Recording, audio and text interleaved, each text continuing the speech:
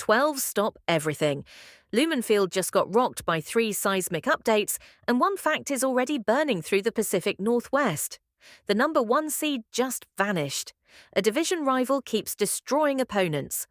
A Vikings quarterback enters protocol 48 hours before kickoff, and 2 defensive captains are tracking for return after injuries that shook the lineup.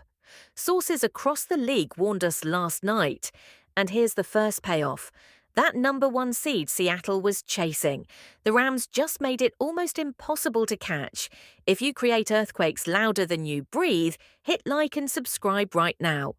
We start with the opponent news that could flip Sunday's entire game plan. Stay locked. There's a double cliffhanger at the end that involves your biggest rival, Midnight Flight, cabin lights low. A franchise quarterback reports symptoms that trigger the league's most serious medical protocol. The player, someone Seattle was preparing to face in less than 5 days, the name J.J. McCarthy. And here's why this changes everything. Vikings head coach Kevin O'Neill confirmed Monday that McCarthy entered the NFL's concussion protocol after reporting head-related symptoms on the flight home from Green Bay. He was evaluated immediately after landing and placed in the 5-stage return-to-play process. According to O'Connell, there was no single obvious hit during the game that triggered the issue, and the team is still reviewing film.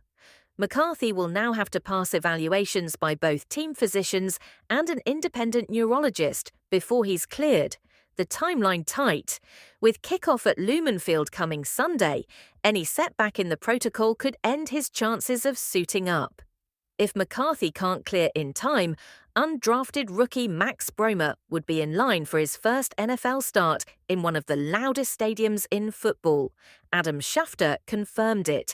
Bromer is the next man up. This is a massive shift for Seattle's game plan. The Seahawks are already favored at home, and now they could be facing either a struggling young starter in McCarthy, who's dealt with turnover issues and multiple injuries this season, or a complete unknown in Bromer, making his debut under the deafening roar of the 12th man. From Seattle's side, this is the kind of opponent quarterback news that could flip how a game is viewed.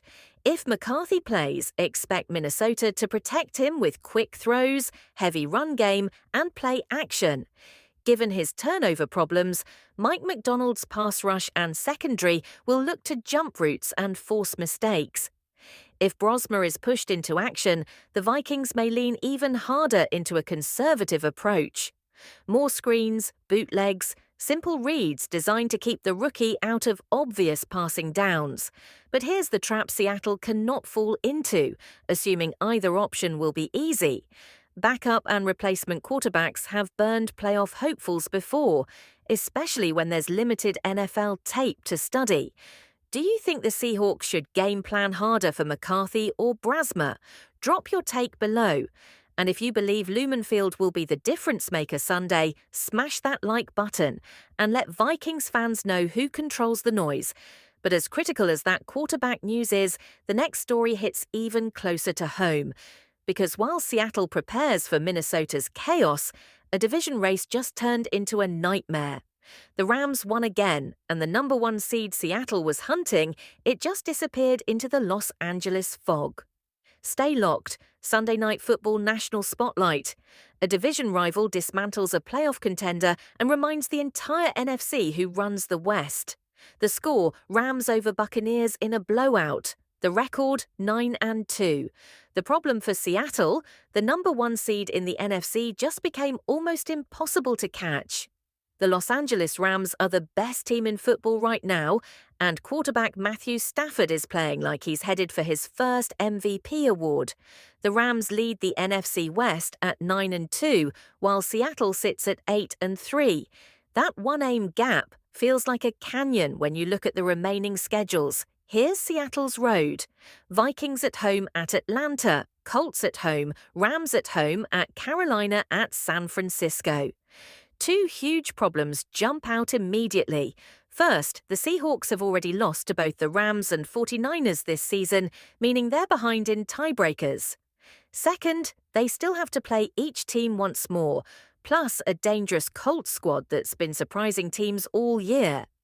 Now, look at the Rams' remaining schedule at Carolina, at Arizona, Lions at home, at Seattle, at Atlanta, Cardinals at home.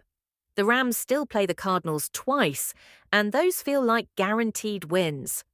Overall, Los Angeles has a more favorable path to close the season than Seattle does. The math is brutal.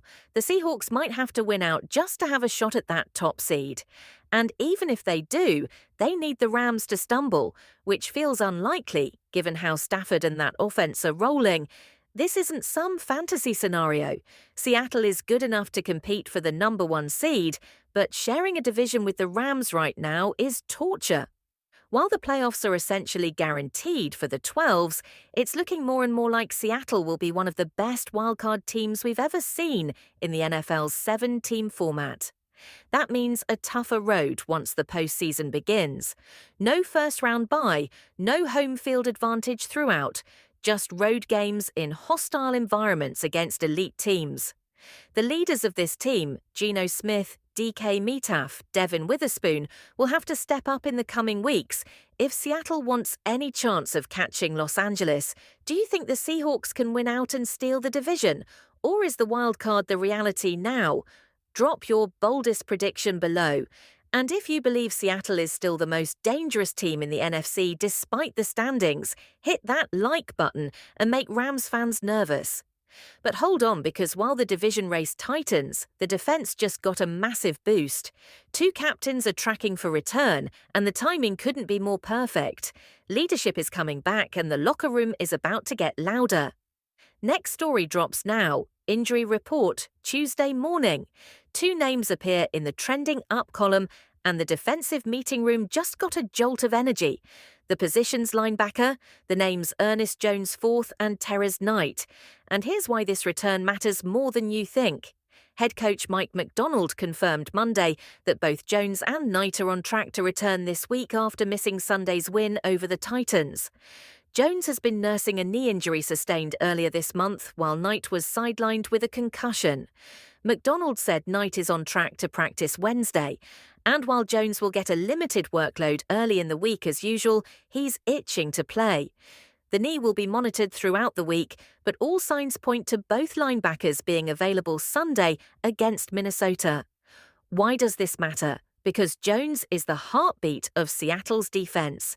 He's the signal caller, the veteran presence, the player who sets the tone in the middle of the field.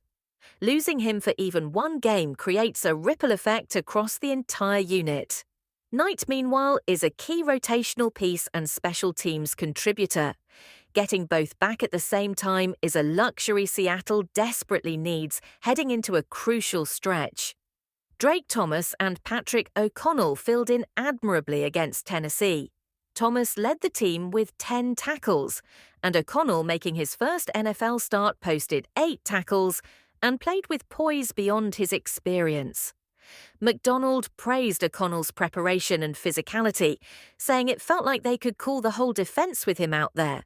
But having Jones and Knight back elevates the entire linebacker room.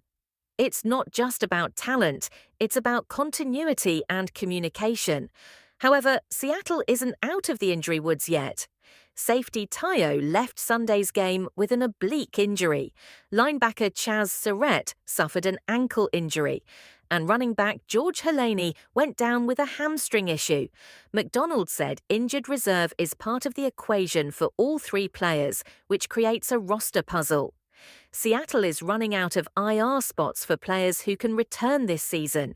The team is allowed 8 players total to come back from injured reserve, and they've already used spots strategically.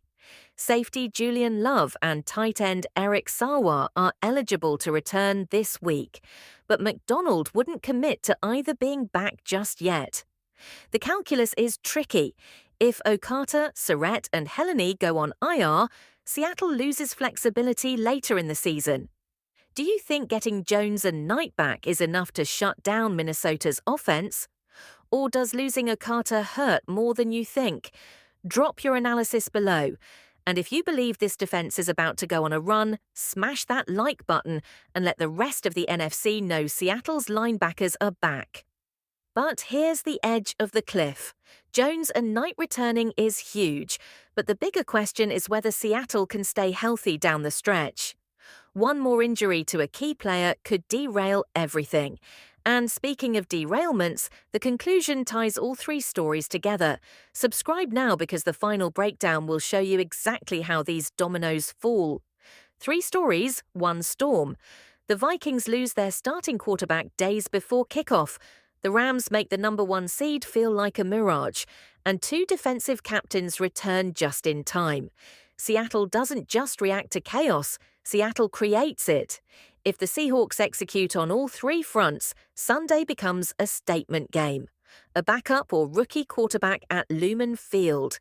That's a chance to dominate early and build momentum. The defense getting Jones and Knight back means communication and physicality return to elite levels. But here's the reality.